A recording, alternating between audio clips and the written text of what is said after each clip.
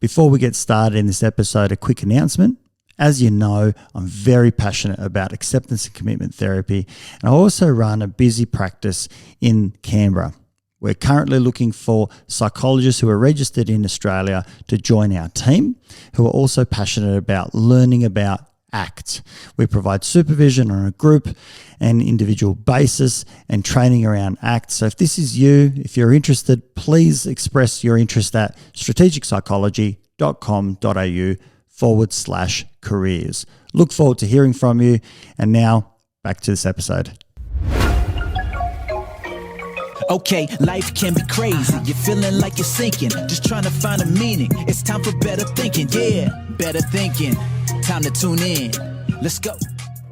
Welcome back to Better Thinking. My name's Nesh Nikolic, and my guest today is Dr. Cassandra Chapman, who holds a PhD in the psychology of charitable giving at the University of Queensland and is now an Associate Professor of Marketing and ARC DECRA Fellow, specialised in donor psychology and fundraising. Having come to academia with a background in non-profit marketing, Cassandra's research focuses on the psychology of charitable giving, trust in non-profits, and public responses to charity scandals. She uses diverse methods to understand when and why donors are more or less willing to give to particular causes and the implications such preferences have on how charities communicate. What makes this conversation with Cassandra so fascinating is that she's worked in non-profits, volunteered, and also had paid employment in those, looking at the hands-on approach all the way to the fundraising concepts of how to engage potential donors, how recipients receive these funds, and also how the organisation views engaging with both parties. Interesting to hear Cassandra's viewpoint, as she has lived and breathed this for some time and is purely and genuinely passionate about this space, and really is someone that has not only an academic understanding but from a ground roots perspective too. So I hope you enjoy this interview as much as I did. Cassandra, a big thank you for coming onto the show today. Thanks. I'm stoked to be here. Look, really excited to talk about charitable giving with you. I actually spoke with your colleague just yesterday, in actual fact, Michael Notel, with regards to, a similar topic, and it's something that's, I think, really, really important, coming around this Christmas time and into the new year, and how we look at giving to others, our sense of compassion. And I know that, we'll go into many other topics as well, but eager to chat some more. Yeah, well, as I probably have mentioned, always eager to talk about nerdy charity stuff with anyone that's keen to learn. So thanks for the opportunity. How did you get into this space? How did I get into this space? Well, I'm a Kiwi. And so what Kiwis like to do in their 20s is head off into the world and explore it. So I, had started my career in New Zealand for a couple of years in corporate marketing, and then I donned a backpack and went off into South America and sort of backpacked around, and suddenly was confronted by the reality of the world, I guess. You live a privileged upbringing in New Zealand and you haven't necessarily seen real hardship. So pretty quickly I became uncomfortable with the fact that here I was 24 years old and I could afford to take a year off work and just travel around and enjoy my life. And there were people that were struggling. And so I decided to use some of that time to volunteer. And so I started a journey of volunteering, which turned into many years of volunteering. And that turned into working in the nonprofit sector in various roles, both in field roles, so in Latin America and Asia, where I was often doing communications and sponsorship and stuff like that, but from the local angle, working with children, and then eventually coming back to New Zealand and working in nonprofits there as a fundraiser. And when I was working as a fundraiser, I started, there's a lot of practices that people that do fundraising, they're really good at knowing what works, what gets people to give money.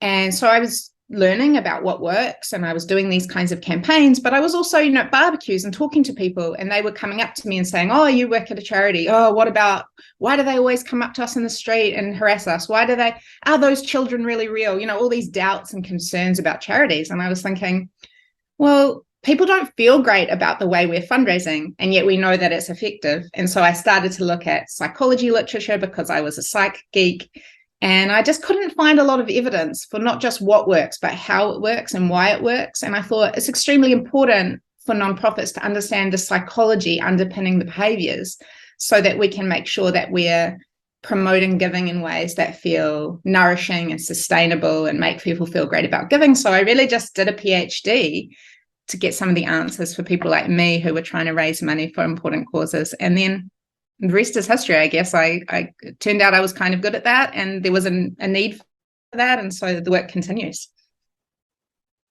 What countries did you visit in Latin America? Well, a lot. I did spend several years there. So I spent a lot of time traveling around most countries, but I also worked for a while in the Galapagos Islands. I worked in El Salvador, and Dominican Republic, and Haiti. Yeah, wow.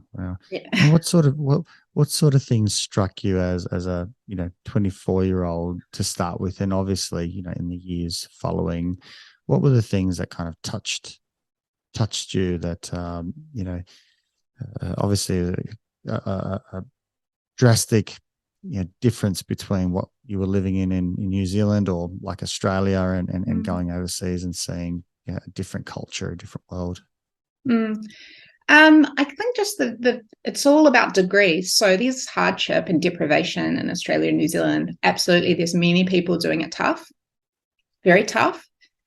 But there aren't many people and families in Australia that literally might not be able to feed themselves today, and that are battling to really survive on that like day-to-day level. And that's because we're really lucky to live in countries that have great welfare systems, which means that everyone gets just enough to be able to survive. And when you're in many countries in the global south, that safety net isn't there. And so what you see people really battling, and they're working so hard just to try and survive another day for their family. And that is something I didn't expect, and something that I was very moved by, right? I guess because I don't actually come from a very privileged background myself. And the fact that even I could be out there backpacking because I'd worked for a couple of years, I'd saved up enough money to go around and travel frugally, but sure enough, I could just have that luxurious life. And it just, just shook me a little. And I just thought, well, I could do something. And I think many of us are in that position. I think we're very lucky to live in a situation where we do come with that baseline level of opportunity. And I think, now I think one really, really simple way people can engage is just to donate a little of that they have, whether that's time or money or whatever it is, that just to contribute a little bit to making it a little bit better for others. I asked the question because it must be quite a challenge at a barbecue or a social event when you heard things like what happens with that money, or we don't kind of feel like this is being used properly, or how it's being done is maybe a bit inappropriate, or whatever it might be. It must be hard with that contradiction of saying, but I've seen with my own eyes, I've volunteered, I've worked with these human beings who are going through immense hardship, things that we can't even imagine. It must be hard to hear. It's hard, but it's also totally understandable, right? Yeah. If I am extremely privileged. I've spent time in many countries and in many communities, and I've done work that many people will never have the opportunity to experience. And that's great. I'm glad that they never see or know those things about the world in a way. Like, it's hard. But, I can't judge other people that have never seen, because they're just like that version of me before, right? Where I just thought, oh yeah, like I've had a bit of a tough little life or something, and really, no, I've had the most ultimately privileged life. And so no, I think you can't judge, but I definitely used to be very, before I got into the psychology of giving research, I was like, I just didn't understand why people didn't give. Like, I was like, how could you not? Because it doesn't have to be much. And I, by working in the field, I had seen the transformation that these kind of support can make. So yeah, I just thought, oh, there's so little for us and so much for somebody else. So yeah, it's definitely hard to understand, but it's also, comprehensible, isn't it? Yeah, absolutely. I remember traveling myself. Similar story. Not for a year though, but I remember the first time I went overseas, and it was to Southeast Asia, and I was actually in tears. I was probably mid 20s, as or thereabouts, and I just couldn't believe what I was seeing. It was completely overwhelming. To go out and see children begging, who obviously haven't had a shower or bath for extended period of time, and things that for us in a Western world are so easily overcome. It was so distressing, and yet important. You come back and you appreciate so much more, and it's something that stays with you, or certainly has with me for a lifetime, to see another person's perspective. And so it's such important work. And then obviously for you, that volunteering, and then fundraising, and then a PhD to try and figure it all out. Weird trajectory. I mean, for me, the trajectory of how I've moved through my career has also been a process of understanding complex situations more, and becoming more abstract in my role in the solution, because, there are also problems with, for example, people that look like me going into communities of people of color, for example, and then being a role model in those communities. It's problematic. We call it the white savior complex, where you're essentially training young kids to think white people are good and my local people aren't helping me, and you're taking jobs from local people and all of these things. And so I did that. Of course, I didn't know better. I was trying to help. And then as I learned more about the situation, I thought, okay, how great if I can help in a way that might not be as personally fulfilling. Like, obviously, when you work with communities and children, it's so wonderful on a day-to-day basis to see the impact that your work can make. But what if I enabled other people, local people, to do that incredible work, and to be their local heroes, and to be role models for children that look like them, and to have jobs? And so then I kind of got into the fundraising role, and then that was a degree of abstraction, but also an increase in impact, because then instead of just being one person that can help, I can help to fund all of this work for help millions of people. And then now as an academic, it's even more abstract, isn't it? But my work, I can help all of those fundraisers that are helping all of those communities. And so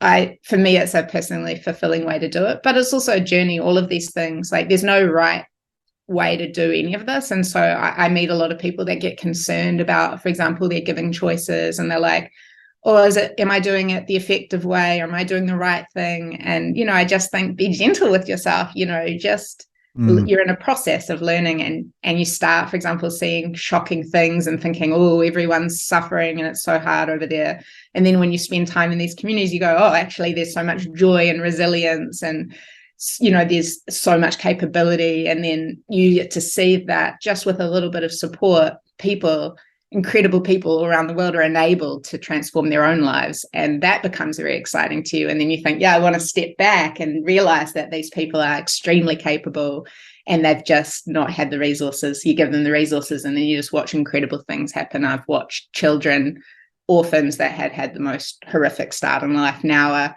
in their 20s and 30s and doing incredible things with their life because of the help that they were provided. So it's really great.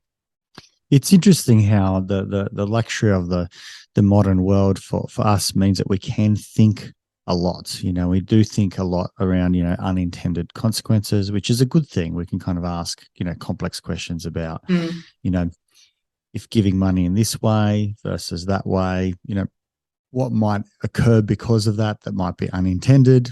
Yeah. All the way through to, what is an intended consequence that we're looking for, and how might we, reverse engineer that outcome.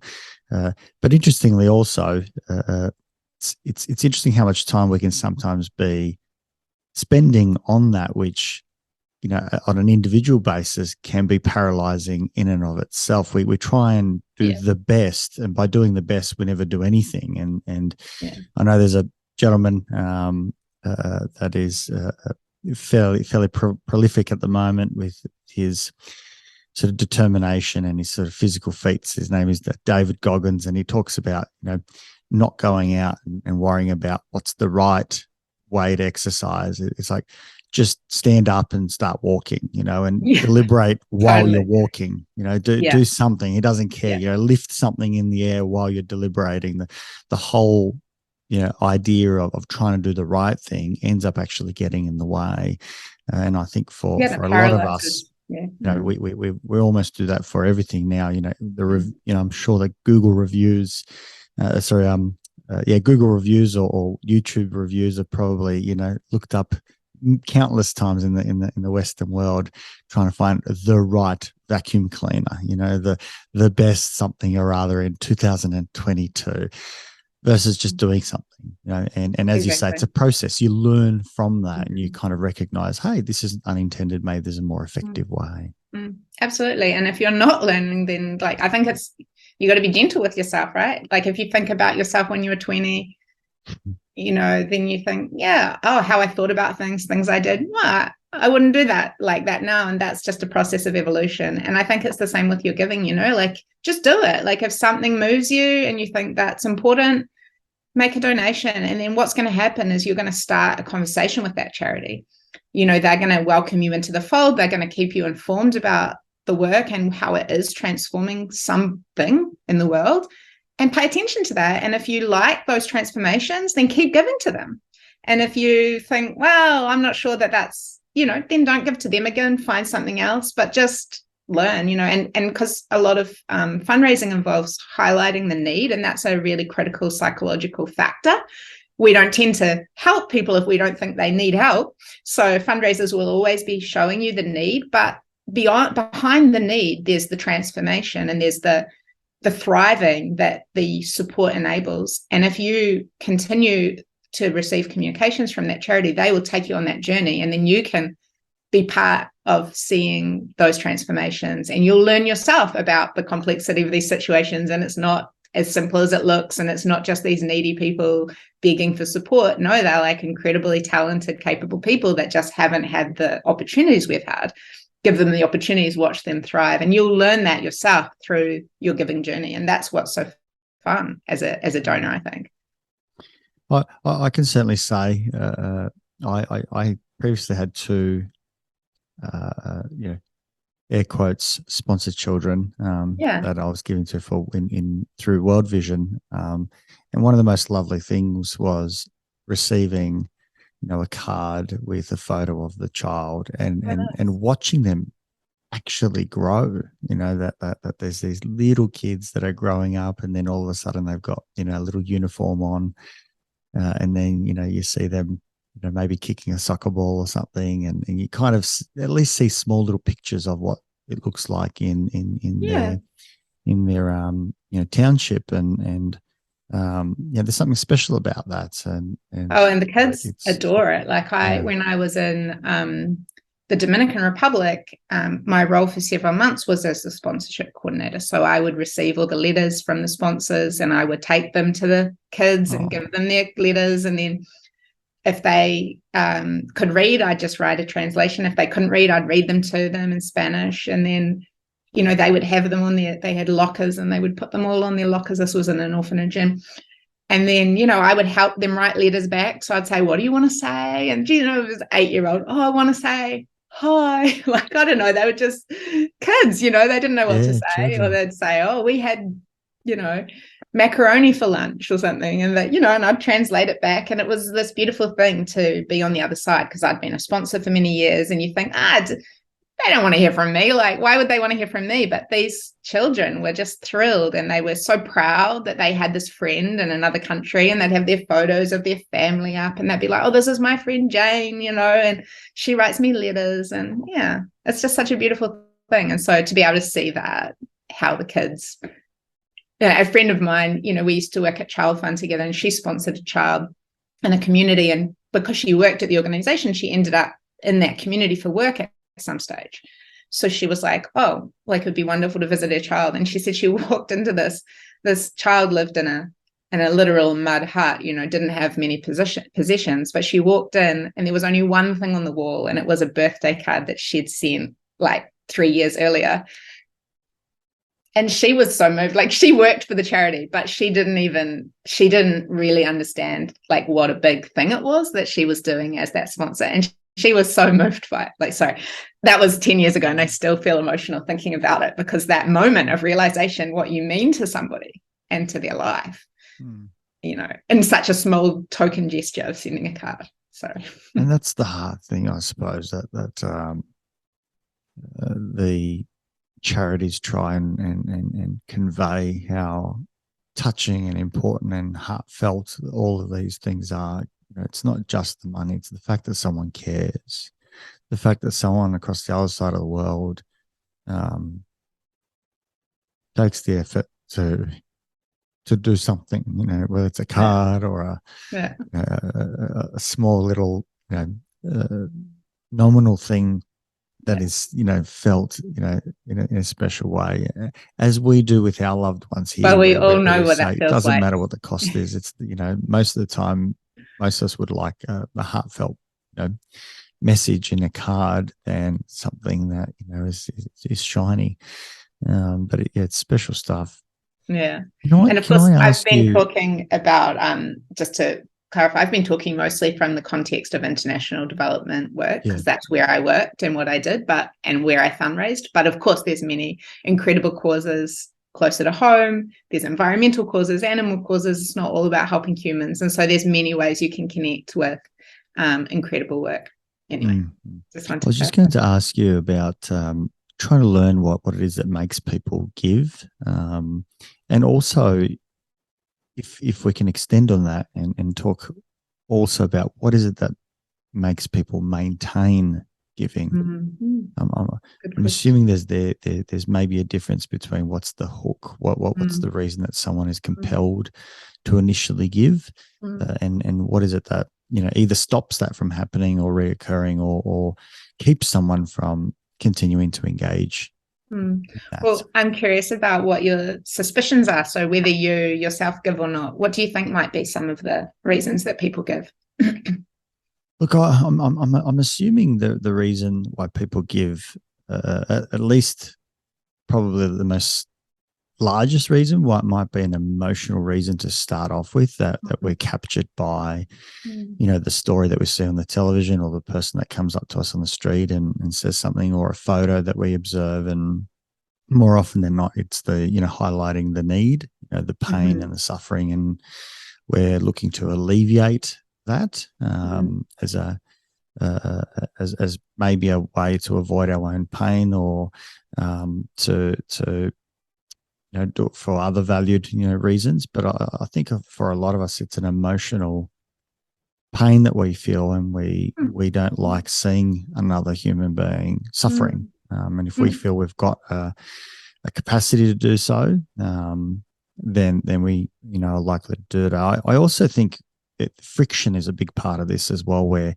if it's hard to do so, if it takes multiple steps, if there is complexity in trying to give, it slows us down from giving, versus if it was easily achieved and frictionless, where it's organized and put together quickly. I think a lot of people are much more likely to give. I did this recently, where we my family went to a rainforest, and there was a little, donor, an FPOS machine actually sitting there, which, said donate $5 or whatever it was. I can't remember. And it was easy because I could just pull my phone out and tap the side button twice and just put it on it. And I was like, wow, that is much easier. And it was already prescribed how much it was. There's no choices, there's no nothing. You do it or you don't. And so it was an easy thing to do. It felt really good at multiple levels, but it also didn't create a hassle in my life. So I think pain would be number one, but I think human beings still, we have our own pain about how long is this transaction going to take, or how difficult is it, or, so on. So I think we're selfish. Yeah, we at care the same to a point. time. I care, but don't make it too hard. Am I close? I think you've touched on space? some really important factors. So yes, you talked about empathy in a way, which is the ability to understand the feelings and thoughts of another person. So you say you see what their life is like, you empathize, but also importantly, you talked about compassion, which is where you go a step beyond that. You see somebody else's suffering and you're impelled to act to make their life better. Absolutely. I think friction is an interesting one. Yeah, make it easy. Basically, when it comes to giving, there are a complex range of motivations, many different reasons that people give. And people tend to talk about, like, a debate about, in academic work, we talk about altruism versus egoism, or self versus other orientations. And so a lot of people seem to be debating all the time, are people really, altruistic? Do they really care about other people, or are they just giving for selfish motives? And I don't think it's an either or. I think it's a complex constellation. Now, some people might be more self-oriented in their giving. Some people might be more other-oriented. But there's many factors that come into play. They start with practical things. You talked about friction. I think that's really good. It starts with practical things like, do I know that there is a need? If I don't know that there's a need, I'm highly unlikely to give. Am I asked to give? This is something we don't think about, but try to remember the last time you made a donation. Chances are there was a prompt. Somebody asked you.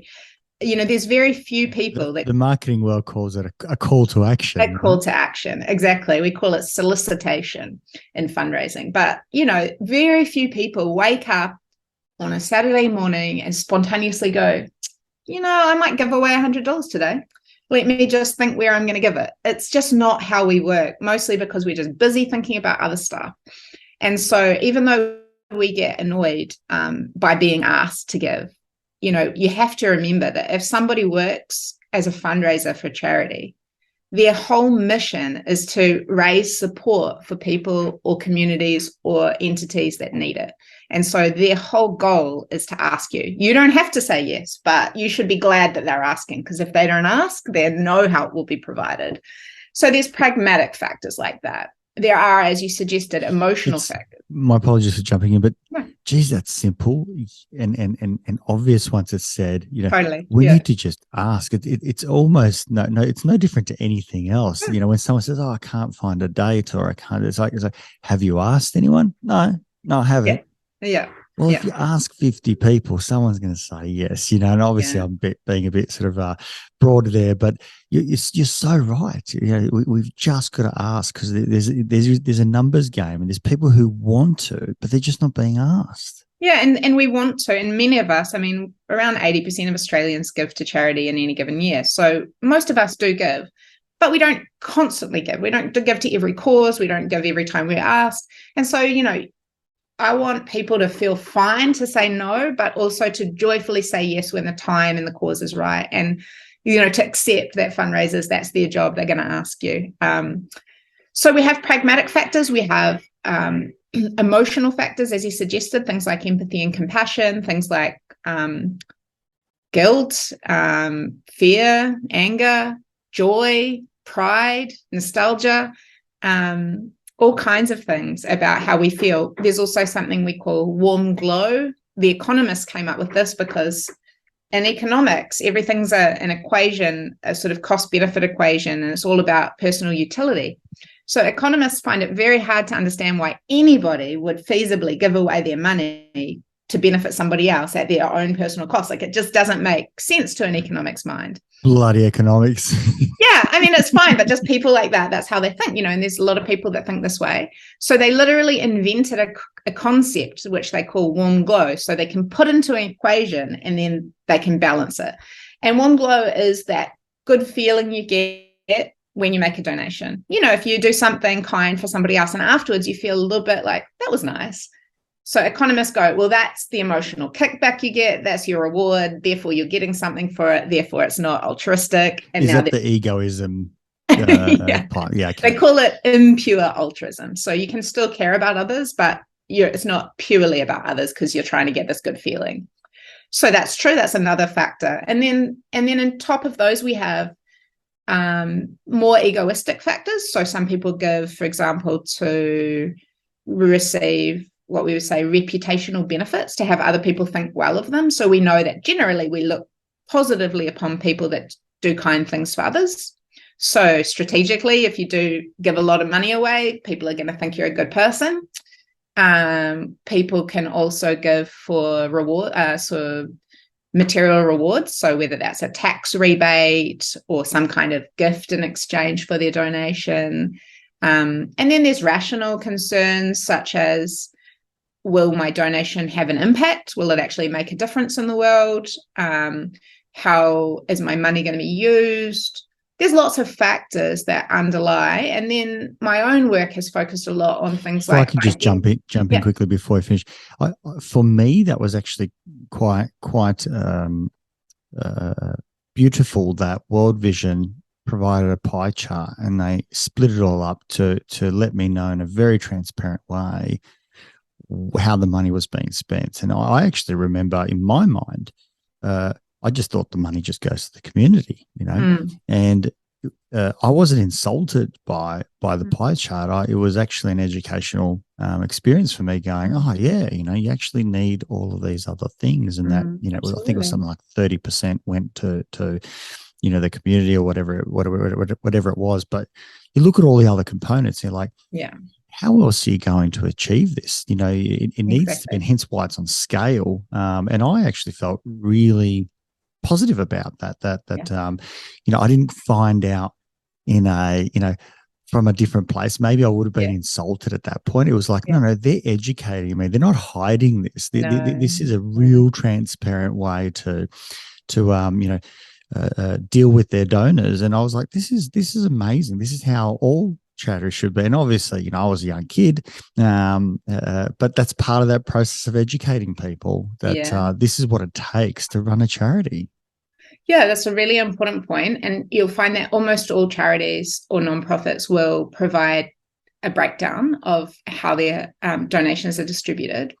There's also some criticism of that within the sector, because the problem is that generally people think about how money is used within a charity in this sort of like either or hydraulic way, like that. Like it either goes to the field or it goes to overheads. And if it's going to overheads, that's like problematic. And so, most major nonprofits probably have a split of around 70% of the donations they receive go to communities and about 30% go to running the organization.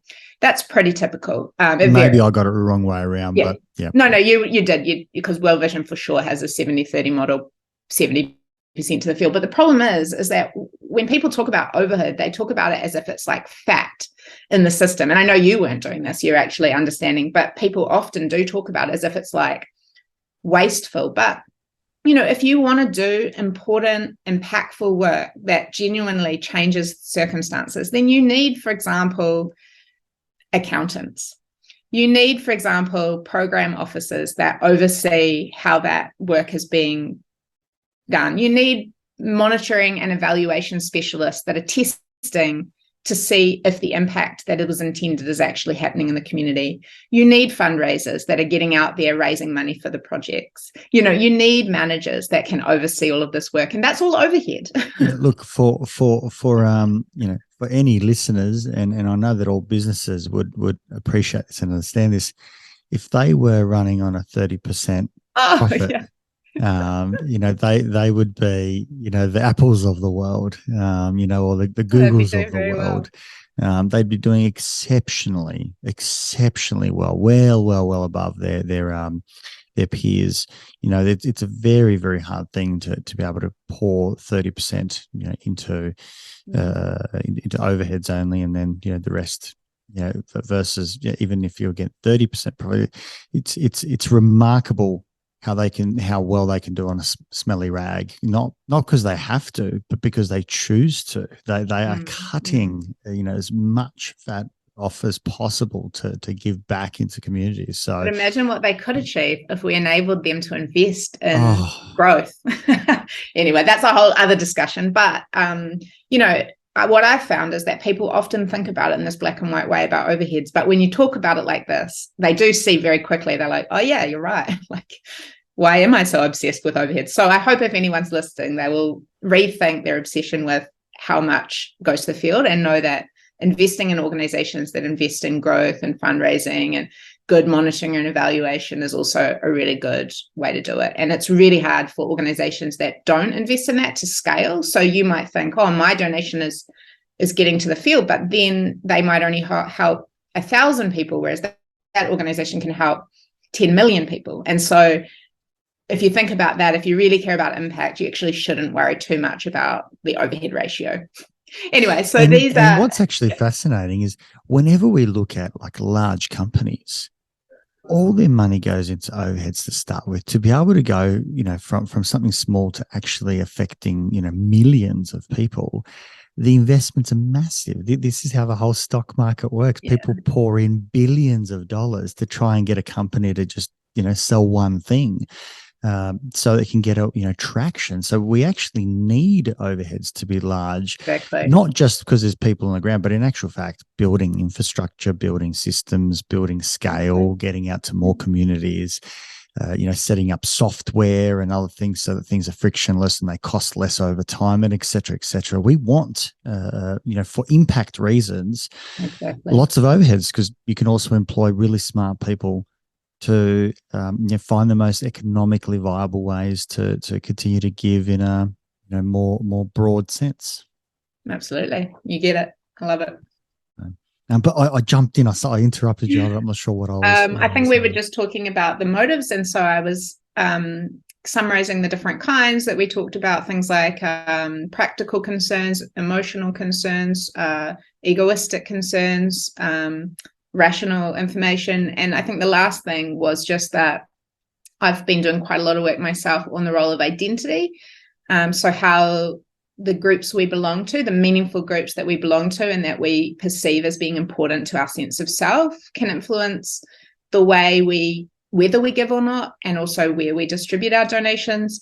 And related to that, the role of social norms. So how much we perceive other people that are like us do give to charity, which kinds of causes they support. All of that can really motivate or demotivate our giving as well.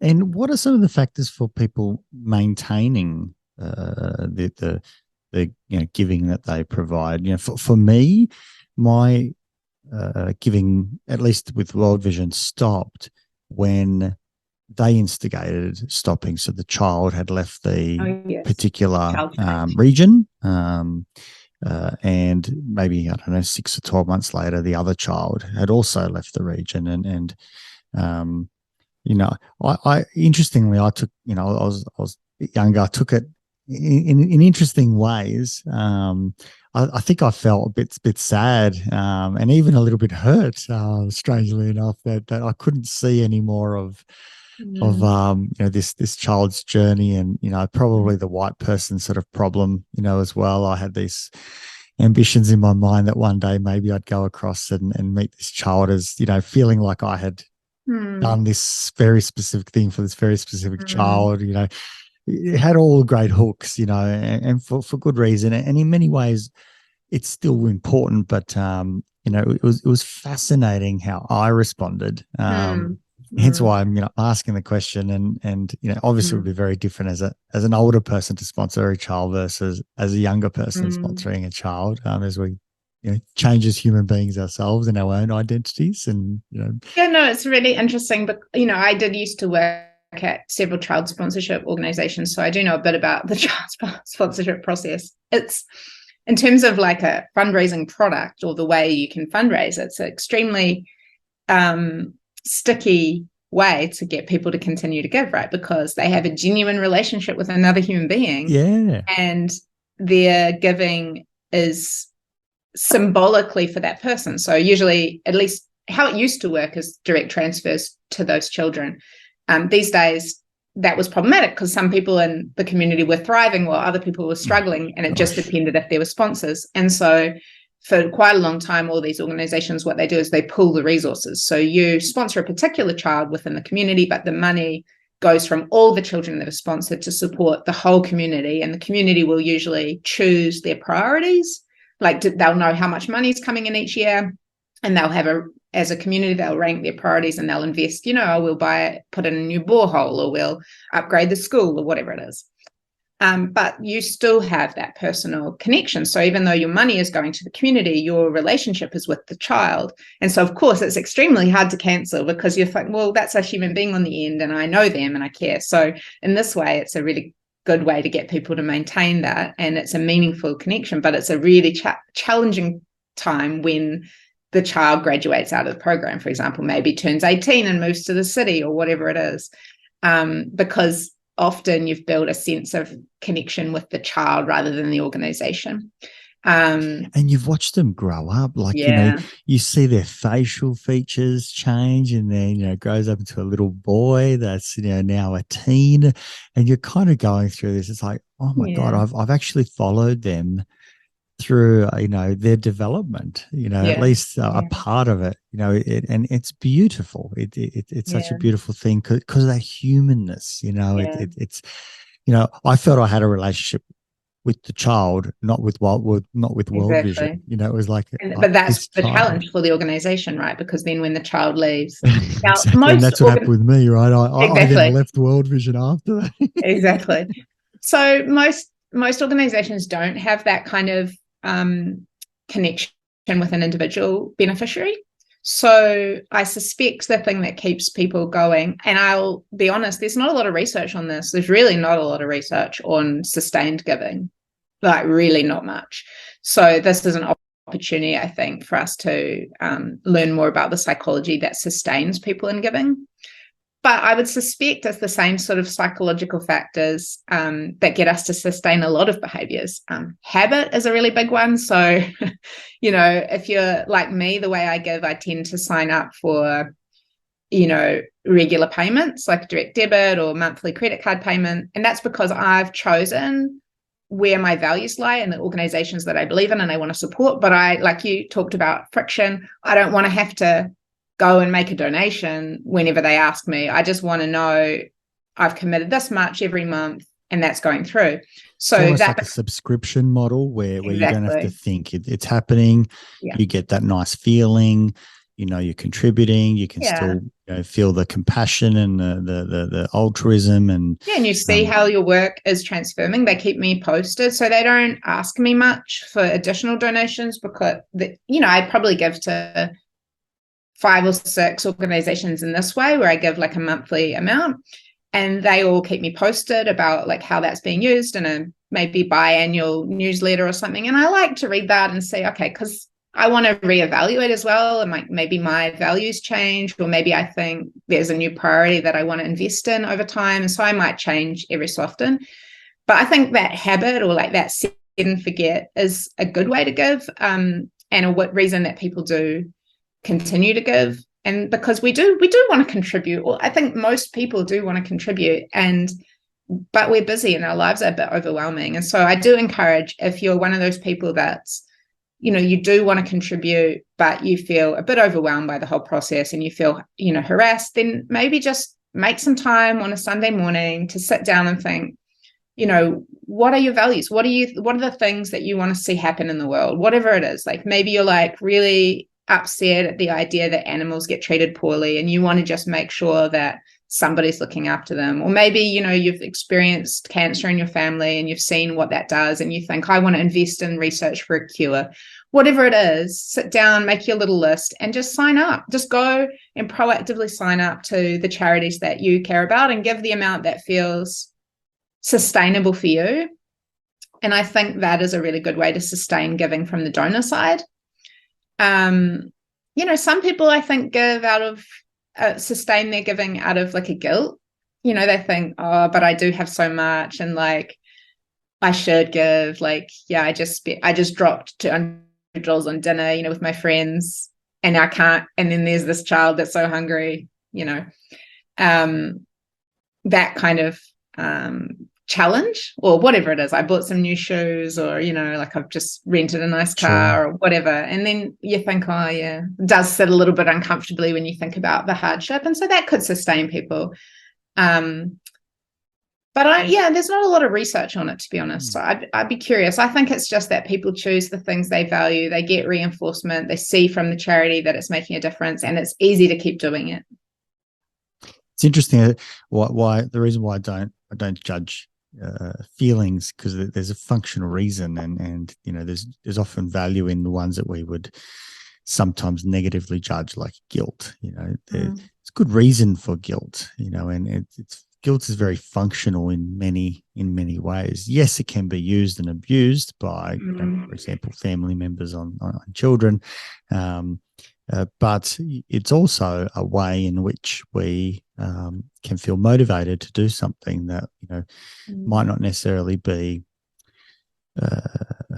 positively connected for us, but it's still a positive thing to do, and so we can sometimes feel guilted to do something. So I imagine everyone who's in the charity space, they don't mind if people are giving through guilt. The fact that they're giving and children are being supported, or communities, or animals or rainforests that aren't being ripped down, or farmers being able to move from chopping trees down to harvesting or something. Other crops or whatever it might be that's more environmentally friendly. I think some people do feel guilt. It's not something that I feel very strongly, just because I'm a pragmatist, and so I just think I've evaluated my life, I've evaluated my values, I've made choices, and I feel confident that, I feel good about how I'm acting. But some people, I've got friends that say they do feel guilty, and guilt is something that comes within you, right? So often they say, oh, the charities make me feel guilty. Well, they're not making you do anything. They're giving you information, and that information is causing you to feel guilty. If that's happening, then that's something you need to evaluate inside yourself about why you feel that way, and whether that's valid, and whether you could do something differently, right? I think, as you suggest, it's a signal. When we feel guilt, it's a signal that we need to evaluate our behavior and whether it aligns with who we want to be. Well said. Yeah. Is there any data with regards to how many of us are giving on a regular basis versus, a one-off? I know, for example, when we had the bushfires in Australia recently, there's an appeal that goes on, and I've forgotten the lady's name that had a bit of a following. The comedian. She's funny, dressing up and doing all the comparisons between like what you see online and then what reality looks like. Something Barber, what's Celeste Barber, I think it was that lady, and she was able to get a whole lot of single donor contributions. It almost kind of became this thing where have you gone out and pledged, given money, to this, because we have, and obviously that's wonderful to see. Lots and lots of money that went to a good cause.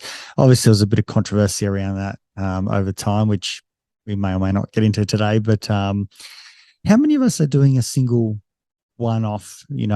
Hey, this is a bushfire, let's give for this appeal, versus long-term sustained. Is there any data that there is data? I don't know it specifically. I know that with disasters and crises, you get almost exclusively, by their nature, single gift donors. So people just making cash gifts. And then it's famous within the nonprofit sector that people that give to organizations through crises don't become regular donors. Like, they tend not to translate into regular donors. And I think that's because there's quite different psychological factors at play that get you to give in a crisis situation versus giving in a more development or chronic situation. But just from my own work within the sector and from the data I have seen, it varies a lot by charity. So different kinds of nonprofits, some of them do and some of them don't have regular giving programs. Some of them emphasize their regular gifts. So something like World Vision or Child Fund that rely a lot on child sponsors, they might be like, 80% regular givers. And then you've got other organizations that, like, I'm not sure, for example, if Red Cross has a regular giving program. And so they probably do, but they might have a smaller percentage because that's not like the drive. They might get a lot of crisis donors. And so you get a lot of cash donors in those databases. But certainly from a charities perspective, and if you are concerned about efficiency in fundraising, you should think about becoming a regular giver, because it's quite hard and quite costly to get a person to give for the first time. And if you can get that same investment gets you a $30 one-off donation versus gets you somebody that's willing to give you $30 a month for the foreseeable future, you can see that the return on investment is quite different. And what organizations really want to do is they want to get you to commit to giving over time for several reasons. One is because of that return on investment is better. So it's a better way for them to use their fundraising money. But also because these organizations, many of them rely on donations. And so just like any business, imagine that you're trying to forecast like what work you can do next year. If you are relying exclusively on cash donations, it's very hard for you to know for sure how much money you'll have. Whereas if you get regular recurring donations, you can guess that you might lose 5% through churn, but you'll get this many new. You probably have about this much money next year, and you can plan effectively. And the other reason is actually for the donor experience, is that if you just give, $10 here and $20 there to different organizations, but you have no relationship, then all you'll see is a world where people are asking you always to give and expressing need and making you feel guilty and all of that. But if you enter into an ongoing relationship with an organization, what you'll see is transformation. You'll see positive stories. You'll get to see the incredible complexity of the work that they're doing to make a change in the world and how you're a part of that. And that journey will be so much more rewarding for you. And so there's many reasons that I think regular giving, or sort of a sustained commitment of giving, is a really good way to do it. I think it's such a good point that the regular giving definitely provides an organisation with the capacity to plan, and we know that that's where your efficiencies will come from. Going out and saying, "Oh, look, we raised $7 million in this." So what do we then do? It's very hard to play that out over the course of a 12-month period or even 18-month period. Similarly, like our government, they have taxes, and so they know we're going to get X amount each year. And it's very, very predictable what that's going to look like, and hence why we've got amazing roads and hospitals and schools and education and so on and so forth. And then there's just the question of how well can we do it, and what's the most greatest needs. But I can definitely see the reoccurring is subscription type model is much more I would say rewarding for both. The organization gets benefit, and so do the donors who are providing those resources, and the people who are receiving them. It becomes a better social outcome across the board. It's a win-win-win. Absolutely. How do we as a public or as even individuals go with trust of nonprofits? You mentioned that earlier, and we both sort of touched on it, and sort of the Celeste Barber thing recently, not too recent anymore.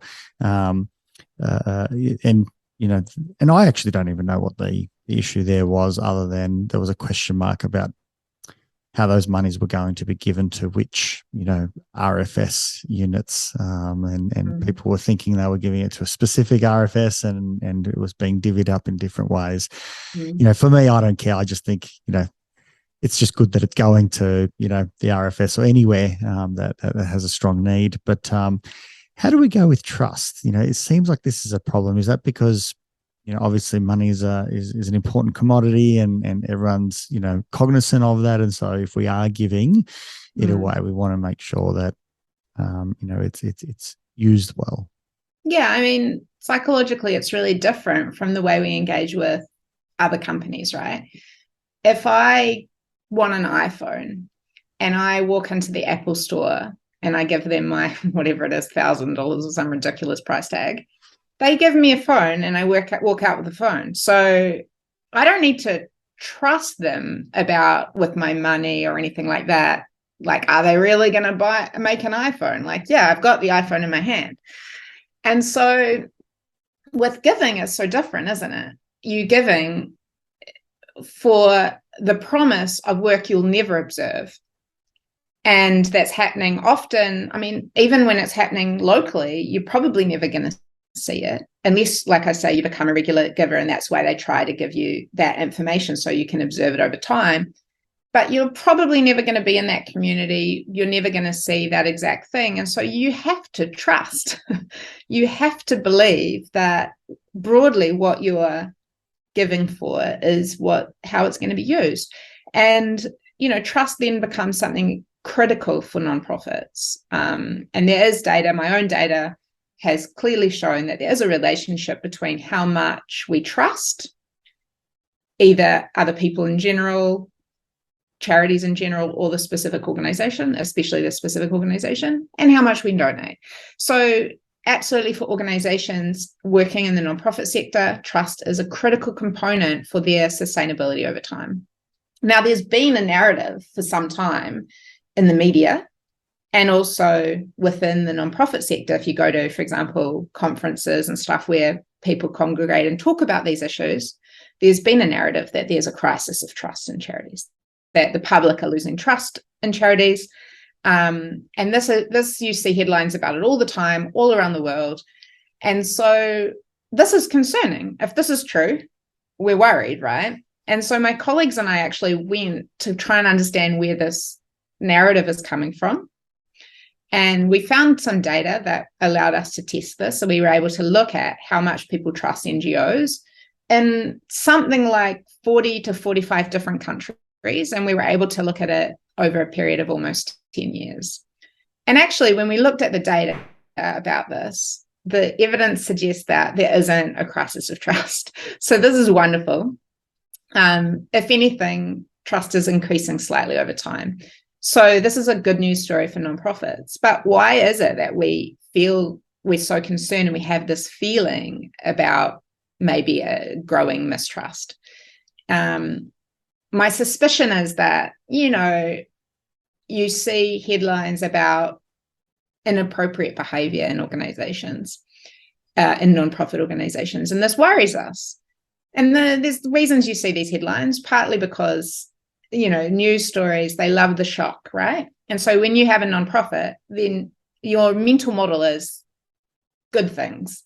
So when something bad happens involving a nonprofit, and I say involving a nonprofit because almost every scandal that's ever emerged have been one or two or three individuals that have done bad thing, but that work at a nonprofit.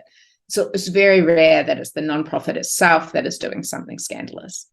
And then the media love this because it's a shocking story. And then we remember it because it surprises us. And so we get a sense that there's really a lot of inappropriate behavior or worrying corruption or misconduct. But actually, even in Australia, we have around 60,000 registered charities and nonprofits. So now there certainly haven't been 60,000 scandals. There might have been one or two inappropriate things that have occurred within organizations, nonprofits that have come to light. And so proportionately, there's not really an issue, but psychologically, it's a worry, right? And so for the sector, is something that I think they have to take very seriously because trust is really important.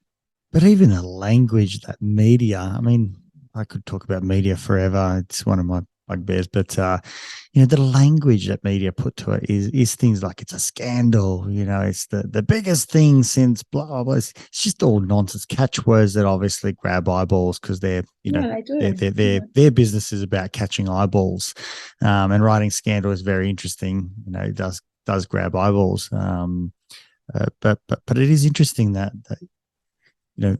the amount that someone is willing to give is based on trust, and it's the media that erodes the trust to get a headline. And that doesn't suggest that isn't times where, funds might be used inappropriately or whatever it might be.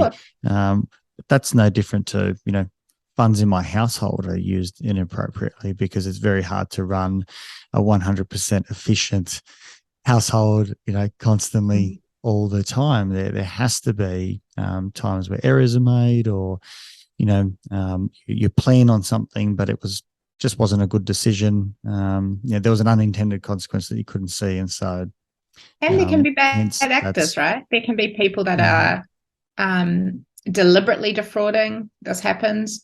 Absolutely. And that happens in any kind of organization, but people might be particularly drawn to working in nonprofits if they have nefarious intentions, because they might feel that there's a culture of trust there, that mostly I'm working with good people, they're not going to be watching me too carefully. These things might happen. Sure.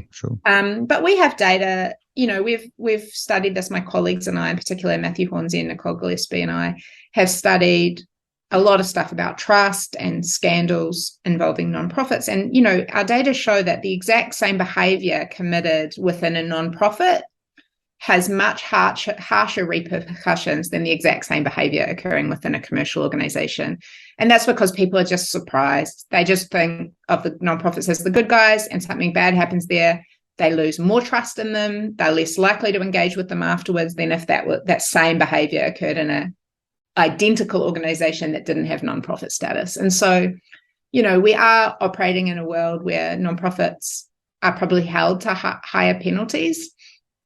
And, we just need to be aware of that as a sector.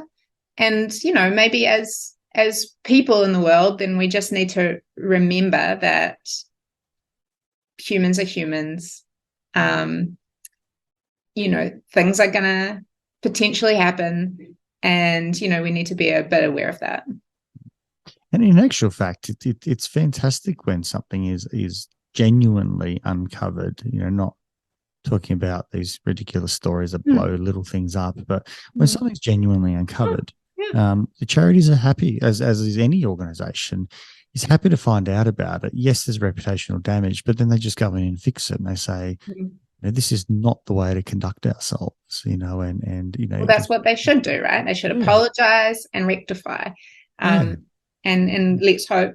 And I think nonprofit organizations need to be prepared for it, because you can't help it. Somebody might try to defraud you. Somebody might be operating in bad faith in the communities you work in, and individuals might be doing that sort of thing. The Oxfam scandal that erupted a few years ago involved 3 senior officers in Haiti that were doing inappropriate, bad things in their personal time. But that cost Oxfam in the UK 3 million regular donors. So, wow. So for me, that's a disproportionate response to what was legitimately bad behavior, and that organization operating in Haiti, their outreach in Haiti should have been across these bad actors and done more to protect the communities, absolutely. But think about how many people around the world suffered as a consequence, because Oxfam is doing brilliant work. And so what a shame, 3 million regular donors cancelled, But you began asking about this in the context of disasters. And it's really common after a disaster for there to be a quote unquote scandal about how the funds are distributed. And I just thought it might be worth mentioning that it is a really unique context, because what happens is usually people give in these contexts because of urgency. They're seeing images in the media that are shocking to them. They might have a personal connection. They might themselves feel uncomfortable. It's called personal distress, where they see these shocking images and they feel uncomfortable and they think, what can I do to get rid of this feeling? They donate. So what happens is often you get this massive influx of donations for a specific issue that at that point, the organization doesn't even know what the response is going to be, because it's just happening. And they don't know the scale of the need and how much it's going to be. And often you get a disproportionate response when, for example, these issues happen in Western communities, so which are also the communities that get a lot of government support. And so it can be really hard when these organizations suddenly get these massive influxes. And it's like, it's happening so quickly that it's not like they can just be like, you know what, we've reached our limit, we don't need any more. because there is extreme need, and it might just not only be for that particular issue. And so people that are donating in good faith, saying, oh, look, I saw on the news about this local community and this family that was affected, and they said I could donate. And so they think, oh, yeah, it's going to help that family. Well, that family only needs so much. And if we, if we raise $15 million or something, then of course it's not all going to go to that family. And so then the organizations are often thinking, how can we use this money in a way that's still aligned with the intentions of the donors? And that can take time. And so often these charities come under fire because they don't distribute the money quickly enough. But it's because they're trying to go, well, let's be effective with this donation. And so if they suddenly get $15 million and they don't have a program operating in a crisis space, so they have to start going, well, now what are the needs of the community? How can we respond? How can we use this money? And because donors get really upset if you use money for, like, they could go, oh, we have this crisis over here that nobody donated to. If they were being bad actors, they could, quote unquote, bad actors, they could distribute the money there, which would actually be a wonderful thing to do, right? And go, yeah, more people that need it get it. But we would, as donors, feel uncomfortable about that. So they go, we have to make sure it's ring-fenced to this crisis. And then the reality is, it's just a very complex situation to respond to. I've done work. In 2010, there was a massive earthquake in Haiti, one of the most devastating earthquakes on record. And I was part of the disaster response there. And so I saw how these things have to boot up from nothing, and how hard it is. You're operating in places that have no electricity suddenly, and people are overflowing the hospitals, and people can't get in and out of the country, and half of the team that work there have died, and like all sorts of things are happening that make these really, really challenging, complex situations. And so I understand why people don't understand all of that, but that's why you often see after crises these kind of outrage about the money not being spent quickly enough or not being used exactly as people thought it was going to be used. It's because of these kinds of issues. So it's almost a scenario that because it's a crisis, it means it's chaotic, and therefore, no matter which way the cards sort of fall, there's going to be criticism, and I don't know if the general public actually are criticizing, or reflecting on this conversation. I think it's media driven, and then they say there's an outrage. It's like, who's outraged? Like, in the media, we're outraged about everything. The internet explodes about this. Everyone's outraged about this. No, the internet hasn't exploded, and no one's outraged about anything. Like we want to maybe be informed, I'd like to think. I get that news is bloody entertainment these days rather than actual proper, factual, well educated and thought through fact-finding news. It's just rubbish. And yes, there's probably things that have happened in Oxfam in every organisation. As a matter of fact, find me an organisation that hasn't had problems over time, especially if it's a large one at scale that is giving. It seems like it's more about what the narrative is, and sadly, we don't give charities too much of an opportunity to actually discuss what all the problems are and what they're doing. We give our money and then we wait for a headline. And in actual fact, it makes sense. People read headlines and they just take that. I have found that almost every conversation I've ever had about this sort of stuff, when I lay it out, people are they're like, oh yeah, that makes a lot of sense. And they get it really quickly. And just in defense of the media, like I agree that there's that's just how it works, right? Attention, novelty, timeliness. But to their credit, they also can be really beneficial in driving the response. So, I've recently published it as well. Yeah, exactly, about the bushfire crisis in Australia. And, the media coverage was instrumental in garnering support and creating a sense of urgency, of knowledge of need, but also of the fact that it created a sense that Australians cared about this. The best way to respond was to support, and they really helped to drive the donation response. So they can use their powers for good, I think. Cassandra, I think what you're seeing here is what my bias is against the media. You're absolutely right. they will happily profit on either end to promote it or to go out and discredit it. But a little insight into how I think. But it's a big platform that does in many ways steer the narrative, and hence why we all have to be very mindful about having good relationships with news to the media organizations, so that we have a good news story, because at the moment that's the way to drive traffic. If you're going to try and establish trust with your donors or the community, if you're going to go out and tell them about the wonderful things that you're doing, if you're going to try and elicit a positive response, it's all going to be coming through the media. And it's so beneficial for charities and nonprofits when they're given a platform in the mainstream media, because a lot of the interactions that the public have with charities are in transactional ways, right? Where they're being asked to give or they're being thanked for their gift. And so that's fine, but it is really nice to get sort of this, what I would say, third-party endorsement of this chance to just hear the conversation or see when you see a representative of the charity on the news or something discussing important work, it's really nice to just see it from that angle of observer as well. In your time working in the fundraising part, what was your involvement there, and how much conversation was there in terms of how do we engage the community, and what are the sorts of things that we're trying to educate the community on, so that they do make a contribution?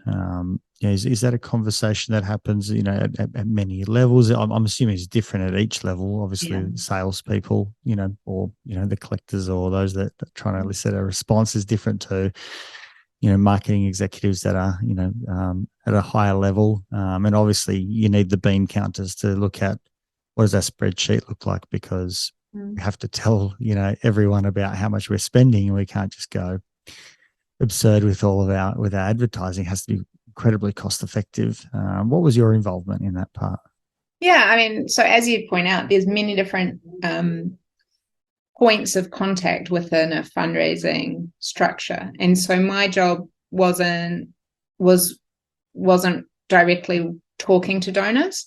So I was a fundraising manager, so I was sort of developing the strategy for the organizations, developing campaigns, whether that was the kind of thing you receive in the mailbox, which might share the story of a community or an individual and talk about the needs in that community and ask for donations, or sharing the report backs about the work that's happening, as well as managing campaigns through telemarketing and face-to-face when people come up to you in the street or at the mall and talk to you about the charity. So I was operating at that higher level. And I mean, it was extremely important for us that when you talk about community, there's two important communities really involved in the process.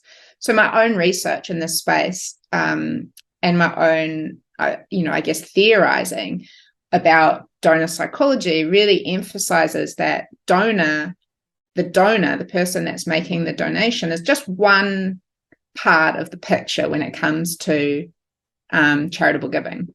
The other two parts are what I call the beneficiary, but that's basically the end recipient of care, whatever the individual or the entity or the group that, because of the donation, receives some sort of benefit in their life. And also the fundraiser. So whether that's an individual that's having a conversation with a donor about the needs of the beneficiary, or the organization itself. And so when I talk about community involvement, I would say we need to look at the beneficiary community, and we need to look at the donor community. And so we being in this picture, the fundraiser as the organization. So the donor community, as a fundraiser, you're thinking a lot about how do you make this a journey for somebody. So we're really aware that when we're writing fundraising appeals, we have to rely on highlighting the reality of people's lives I say people because I worked always in international development, but of course many charities will talk about animals or the environment. But the point is, you have to talk about the need. But we're also aware that donor communities might feel that this is always a bad news story if all they receive is the need. And so we talked a lot about how do we incorporate into the contact that we have with our donor communities, lots of report back, like how do we show them what's really happening? And we would do that by sending newsletters or thank you emails with photos or stories from the field about what's happening. Or we would run events where we could invite donors to come along and to hear about what's going on and celebrate their contribution to social change. And then in terms of the other community of interest is the beneficiary or the end user community, which is so integral in many cases because, historically charity has been a bit paternalistic and problematic, where it's been like certain privileged groups basically observing potentially disadvantaged groups and saying, here's what you need. And we know better, right? We know that's not okay. And so a lot of really great nonprofits now are working with their beneficiary communities or their client communities or their recipients of support or whatever they call them. It really depends on the context, to let them drive their own change, to go, well, what's really important? Because like, for example, I used to work fundraising for a community in Zambia, a rural community in Zambia. So how on earth could I and people like me know what a rural community in Zambia needs to thrive? It's ludicrous that we would have ever thought that we could know. And so and even now, on an individual basis as well. I mean, you could try and, in some sense, collect information from the community, but you don't know it on an individual basis. One person might need exactly seeds or, a very specific piece of equipment or, even just money to have for transport for a child or whatever it might be at any level, what that family needs. So it's a really good point. Giving in some sense without limits, rather than saying we know what you need. Yeah, exactly. Well, it's like, and letting those decisions be collective. So, one of the organizations I worked in, what they would do is they would our staff from that country would sit with the community and say, look, this is how much money we think is going to be coming in next year. Like, what are your needs? Like, what are the things that are making things hard in your community right now? And then they would use, because often you're dealing with communities that might be quite remote and might not have a lot of education, for example. So they don't necessarily know straight away what the best solutions are, but they'll be like, here's our needs. Then they would work with their local workers to be like, well, here are some potential things that might help address those. And then the community themselves would work through a process of prioritization, and they say, like, here's our top 5, and we don't know if we'll be able to fund the top 4 or the top 5, but we'll fund as many as we can, and this is the priority order. And that they do that with consultation, and they're very careful, for example, to have consultation with local men and then separately with local women and then separately with local children, because in some communities there can be gendered or hierarchical dynamics. And so they're really, and this organization was child focused. So it was really important to make sure children were taking part in the decisions that would affect their lives. And so, there's a really thoughtful process of engaging those communities in their own transformation, which I think we should all be proud as donor communities of being a part of. It's a beautiful way to look at it, because I think, all these unintended consequences, it becomes very, very complicated, especially when there's large sums, and it's different when it's distributed among lots of households. The scenario of the bushfire appeal, and then one organisation all of a sudden has, $35 million that they don't know what to do with because they don't even have a plan yet, because, only 3 weeks has gone by, and, you're trying to, even assess the scenario. It's almost like someone's won lotto. And we know that, when people win lotto, people come out of the woodworks asking for money. There's all sorts of problems that arise. Relationships get strained. Everyone thinks that, that money is endless and it can do everything, and so on and so forth. It's for lots of winners, it's probably not a win, after 12, 24 months. But it's different if every family in a community all of a sudden gets, let's say 3 months worth of income, that all of a sudden, means that things that they either had to scrape by for are now available, or, they can invest in something that they wouldn't have done so potentially ever, because they could never be 3 months, in ahead. So there's a lot of things that can happen. Yes, there might be some unintended consequences, but it's at a scale where the whole community gets lifted, and they decide what it is. One family says, we've wanted I hate having examples because I know nothing about the developing world, but let me do it anyway. One family might go and say, I need seeds. Another one says, I need a cow. Another one says, I need some fencing. Another one needs transport. Another one's, about uniforms for their children. Another one is just purely healthcare because they're not well. But everyone gets to choose how that's distributed. And I'm assuming it actually probably goes into many, many things per household. It's not an item. It's not like all of a sudden. No, it tends not. I mean, I couldn't speak for, there's infinite number of charities and nonprofits that have different ways of operating, but it doesn't tend to be things like that. It tends to be more structural. So it might be like, there's no preschool within like a 2-hour walking distance. So it might be building a preschool so that, because if you put children, first of all, the benefits of preschool for later education is extremely important. But for example, in rural communities, it might be that enables women to get out in the field because they're not doing the childcare, and which means that there'll be more food for the family. They might identify, like our families are spending 4 hours a day round trip. This isn't an exaggeration, to collect water for the day. Oh, so God. What we need a local bore, because the closest bore is a 2-hour walk away. So that means somebody is out of action for 4 hours just getting water for the day, and that's happening every day. And so what you'll find is the investment tends to be in larger infrastructure like that.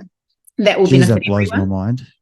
Yeah, that blows my mind. That still have it, and because it's like, what we. There's local people here who, buy a property and they're like, oh, I'm going to put a bore in, just for my local, my 5 acres or whatever it is. Let alone these are communities that need a bore so they don't do 4-hour round trips. And that wasn't even like that. This particular example I remember raising money for, and this community, they were walking 4 hours round trip every day, and that wasn't for clean, safe drinking water. It was this mud pool that they were like getting dirty water out of, and the water was like brown. It was like, what the rivers in Australia like, that brown color with all the dirt, and it was like that. And so it was like, holy, like the difference that this can make, the time saving, but the health saving. So you've got people getting fresh, clean water. But imagine what it's like when you're just getting sick every day and there's nothing you can do about it. That's all you've got to drink, and you've got to drink it. And so these are the sorts of things. Or if it's, if it's hunger, then it might be agriculture. It might be like putting in an agriculture infrastructure or communal plots of land, or it might be, one project I worked on, malnutrition was a major problem. And so one of the things the community invested in was a series of local training programs that were run by local people. So they did like a train the trainer that taught parents how to find, for example, insects that they could put in the porridge for their children so their children could get some protein, because there was no source of protein and they couldn't afford it. And so they could be like grinding up, because insects was the best source of protein available in that community. And they taught them how to grind that up and put that in the porridge so the children would at least be getting some nutrients. So these are the kinds of things that people are dealing with. And what they try to do is invest. The community will choose their priorities, but they invest in things that are going to benefit the whole community like that. It's beautiful. It makes immense change. And interestingly, we then don't even know what the consequences are. I think it was a TED talk, or I read it somewhere, or I heard it from somewhere that the example was, I think it was relating to India, and maybe it's because it's such a big population and how they do their washing. But if we could give each family a washing machine, something that is I don't know, $500 to produce, the amount of time that young women and obviously the mums, because that's, I believe the primary job in India. I hope that's correct. So I'm not misrepresenting, but if that time was given back to those women, what could they do? And yes, some might go to do education, but they could do anything with that time. All of a sudden, the 3 hours or the 4 hours or whatever it is that's spent on a daily basis, and obviously in waters that probably aren't too hygienic or safe or whatever it might be. My God, it's the smallest little thing, but we don't know what it's going to do. No, The positivity and the potential is immense, and hence the need for giving. And I have a bit of a bias. I think give to bigger charities. I think bigger charities do it more efficiently, and they can do it on a bigger scale. I might be wrong. But there's the need for all charities, because there's so many nuanced small little things that maybe big charities can't put their attention to. But I think we should all be, giving as much as we can. Yeah, I agree. I think just do it, and then go on the journey. Choose something that you value in the world, whatever it is, something that you think, I want to see that happen in the world, or I want to see that change. Just choose one and just do it. Sign up, become a regular giver, and go on the journey and learn. And maybe you'll enjoy it, and maybe you'll want to do another one, and then another one. No, absolutely. Cassandra, how can we find out more about your work as well? Because I think it's important to make sure that our giving is also considered in an academic way. That's we're understanding what's a good way to go out and give, and where can we find out more about your work, about how we can choose to what charities we might want to be donors for. If we want to obviously continue this conversation, for ourselves individually, where can we go? Yeah, I know there's a lot of resources available online for people to consider and compare charities if you're considering where to donate. But I would also just, not be too strict with yourself about getting all the information when you start. Like if something seems meaningful to you and important, and it seems like a legitimate charity, like give it a go. But you can look up, there's a website called acnc.org.au, which is the Australian Charities and Nonprofits Commission database website. And that's where all charities in Australia register. And so they have a search function, so you can look up, if you're curious to find out about charities you don't know, you can find information about the different charities that operate in your area, or in your postcode if you want something really local, or in a topic or that interests you, or that serve beneficiaries that are important to you. And you can also there find annual reports from those organizations, so you can get some information about them. If you're a real data nerd and you want to do your due diligence, that's a good opportunity. If you're listening to this and you work in the nonprofit sector and you want to learn more about donor psychology or fundraising, please feel free to, find me on LinkedIn, Dr. Cassandra Chapman. I work at University of Queensland Business School. Feel free to reach out if you would like copies of any of the research that I've done. I'm happy to share it. But also, I'm working at the moment on developing a website to translate some of my research into manageable, bite-sized portions, so that nonprofit marketers and fundraisers can learn more about donor psychology and into practice. The website's going to be called www.donorpsych.org.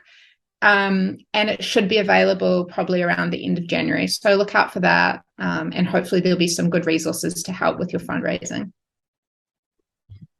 It's wonderful to hear that you're open to sharing that information as well, and supporting people in the industry to really understand these complexities. Obviously, we've only touched on it today, but so many items to think about. Everything from what motivates us as donors, and how do we go out and do so. What is the challenges of a charity, because that must be an awfully difficult and hard job to do, particularly with trying to balance the needs of the donor and also the beneficiaries, and also understanding, how do beneficiaries, receive support, because that's so nuanced and complicated. And we know that it's not really just about going into a community and giving out money. The engagement with those communities and understanding and consultation and it's a partnership and a relationship. We've seen great challenging times even in our own country in Australia, with our Indigenous folk and trying to tell them how to live their lives, and there's great complexity around that, but all well intentioned. I'm sure as well across the world. It's hard to do relationships. So, thank you for your work and providing these resources, because I think we can all, think about this some more and try and understand it. And if we can keep an open mind, whether you're the donor, whether you're the charity or the beneficiary, we can all kind of do it together and raise the standard worldwide. Yeah, exactly. We're working together to make change. And, I guess I'll just end by saying, I'm somebody that has had more than the average amount of encounters with charities and nonprofits. I've had the benefit of working, as a volunteer for many years, of working in field work in many organizations, in being a fundraiser. And now, I research the psychology of giving. And so I know all the ins and outs, and I know what's good. I know what's bad about the sector. I know what's good about fundraising and what's bad. And I have a very nuanced view. So I'm not, blinded naively, but I would say with everything I know, I believe very firmly that charities and nonprofits, by and large, are doing brilliant, important work in our society. I believe that I want to be part of the solution, and it's important for me to give, and I give joyfully. And I really encourage with my whole heart that if you, have maybe been on the fence, then get off that fence, get into giving, and just find a way to connect with the important work that's being done and be part of that solution. It's exciting. Cassandra, thank you so much for your time today, your work and your contributions up until now and into the future. And just want to let you know, I really do appreciate you and what you give. And big thank you for today. Thanks. It's been fun. If you enjoyed this podcast, please support it by going to iTunes and putting a review, subscribe, share it via social media, and tell others about it. Start a conversation. It's listeners like you that make this able and possible, and why we bring in these guests to go out and share their knowledge and resources. And just lastly, if you are a psychologist and you want to go out and be part of a bigger team, develop your experience and get into some exciting work, come to strategicpsychology.com.au/careers and reach out. I'd love to hear from you.